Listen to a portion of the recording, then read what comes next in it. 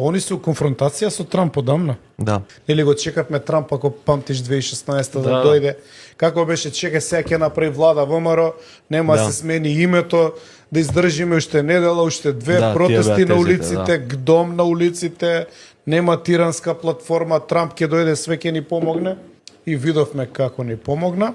Ајде пак некако тоа се протна во нашава средина, као да му опростивме на Трамп, нели, пак се радуевме многу. Никој не го поврзува тоа дека ни го сменија името Така е. у првиот негов мандат. И го пофали Заев. Секој сака палјачо да прими у собствениот двор да му поигра малце. Не гледам никаква разлика меѓу Заев и Мицко. Мене нема како е разлика. Само да завршим. Тоа се сијамски близнаци што зборуваш. И не знам зашо нема дебата во општеството дека името уставот све ни е сменето време на Трамп. Пошто паѓавме у несвест ние у ВМРО да помоне тогаш. Брато Трамп да дојде, нема менјање на име, ќе се спротивставиме, да издржиме на улица, притисок треба да се води и така натам.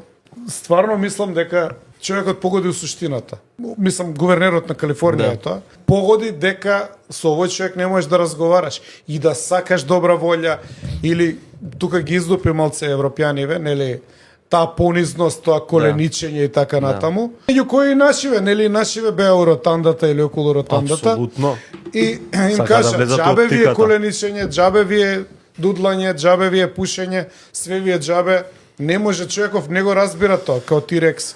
Така што Господ на помош нека ни е.